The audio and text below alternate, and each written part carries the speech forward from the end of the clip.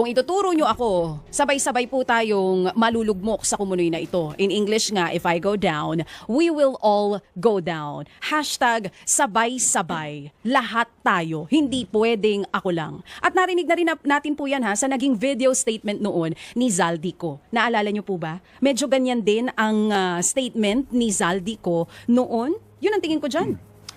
Ayaw niyang siya lang mag-isa. Dapat lahat tayo. Ang sinasabi ni Zaldico doon sa kanyang statement po na atin din po na ipalabas, I think Monday or Tuesday, ang inginunguso niyang mastermind ay si Ginoong Romualdez at ang Pangulong Marcos. Siya daw po dinadaanan lang ng pera. Okay, yun po yun para lang ho ninyo maalala. Ngayon dito po sa kanya naging statement, ako po dito, hindi ko ito tinuturing na matapang na pahayag. Kasi kung talagang matapang si Speaker, wag na siyang magbalat kayo. Wag na po siyang maghunos dili pa. Kasi kung babasahin po natin ang mensahe nito, ako tingin ko dito, ang mensahe nito sa Pangulong Marcos Jr. Mismo Opo. Una, nabanggit niya rito na ako'y nananahimik lang kasi naniniwala ako sa legal system natin.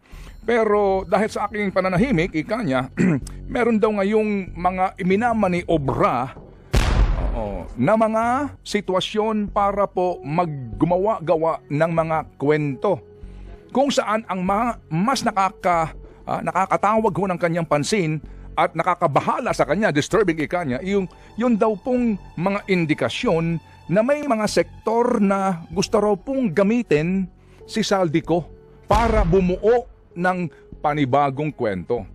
Construct a narrative that serves their own interest. Kasi nga po na-timing din si Zaldico ngayon hawak. Baka may informasyon siya.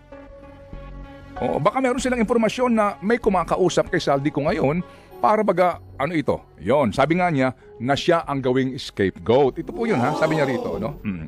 Okay, kung legal process daw po ito, no problemo. Kasi nga, yaman niya, dami niyang pera para kumuha ng pinakamahusay na abogado rito, no? Kung legal process to, demandahan to, ala tayong problema dyan.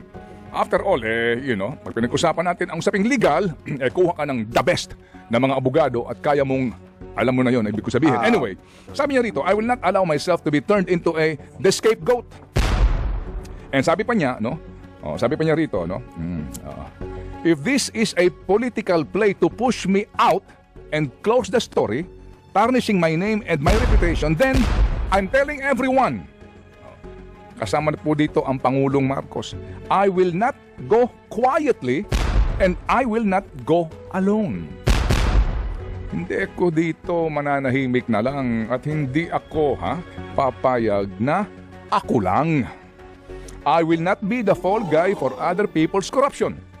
I have been in public life long enough, I have seen enough, I have heard enough, I know many things about this current administration.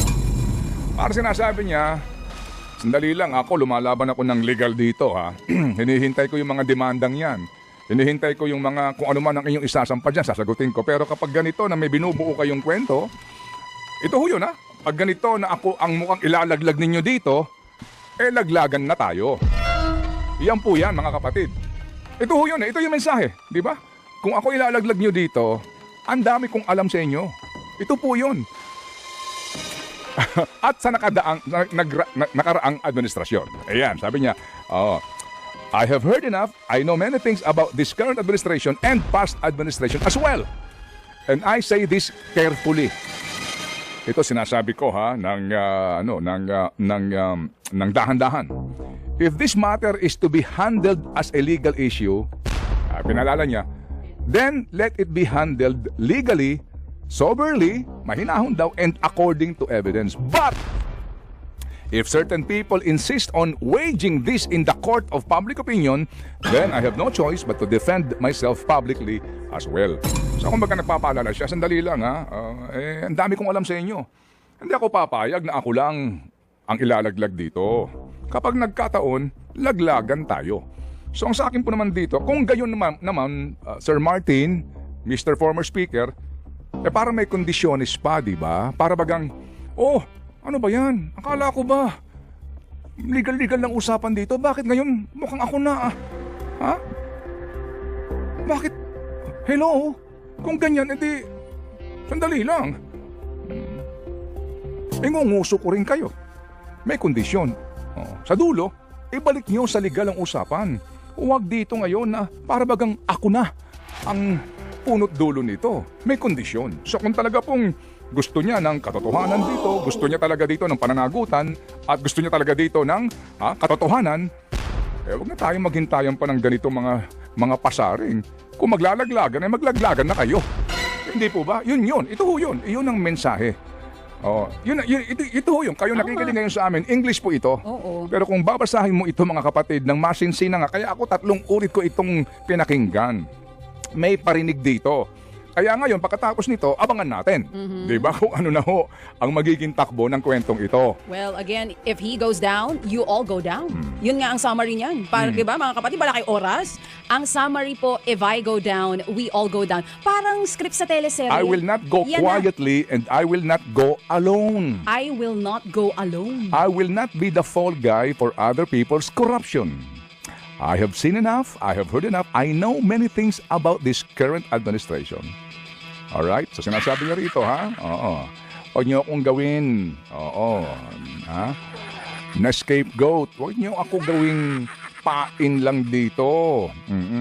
Dahil kasama ko kayo. Alam ko na kayo ay kasabwat din dito.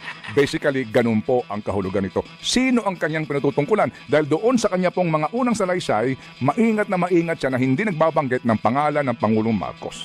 Nagbanggit siya ng Chis Escudero, Saldico, okay? Well, Toby Chanco, nabanggit niya rin na bakit daw marami sinasabi, bahagi daw ng Committee on Appropriations, but basically po, sinasabi niya, nasa executive ang implementasyon nitong budget na ito. Alright, so siguro ngayon, baka ngayon, pagkatapos nito, nag-uusap-usap na sila. Hindi po ba? Malay po ninyo. But muli mga kapatid, sa mga isyong ito, maging matalino po tayo, mapanuri po tayo. Kasi nga, ang katanungan dito, si Saldico nando doon. Hindi natin alam. Sino bang kanyang kasama? Sino bang kumakausap po sa kanya? Ano ba? Ano ba ang magiging galaw dito ng gobyerno? Kasi nga, kung pauuwiin mo si Saldico, ang inginunguso niyan, ang Pangulong Marcos mismo at si dating House Speaker. So kung pauuwiin mo siya, ganun pa rin ba ang kanyang narrative o kwento? Na wala siyang pakinabang, wala siyang kaugnayan? Ako'y dinaanan lamang ng perang ito? O pag uwi niya rito, iba na ang kanyang kwento? Hindi po ba? Kaya ngayon mga kapatid, patuloy po tayong magmasid sa isyong ito. Nakailan na pong investigasyon. May sinasabi po na mga pag-freeze ng accounts, kung ngayon ka mag-freeze, mayroon ka ba bang aabutan? Sa tagal na ho na nagdaan. Kung may pera kang ninakaw, tingin mo ba hawak ko pa itong perang ito ngayon? O ito po'y nalabhan na? O naipamahagi na po sa iba't ibang mga kaparaanan? Mga kapatid, patuloy po tayo magbantay, magmasid sa isyong ito at huwag tayong makakalimot. Lalo pat ngayon, may mga namamatay sa pila ng ayuda. Lalo na ngayon, ang ating pong unang-unang problema, paano ba masisidlan ng kanin ng ating mga sikmura? Ngayon, paano ka makakahanap ng pampagasolina? Habang ang iba pinag-uusapan, 2028 elections na. Sa hirap ng buhay ngayon, lalo pa ho natin isipin itong iskandalong ito. Inihahatid sa kanila ang male-maletang pera. Bilyon ang halaga. Yung iba nga po, for future plans lang hinahatid na. Ito, 5,000 piso, pipila ka ng 3 araw para makakuha mo. Maghihirap ka sa pera na pera mo naman. Sila po pinakikinabangan ang perang ito ng walang kapagod-pagod, walang kahirap-hirap. Hindi ka ba magalit?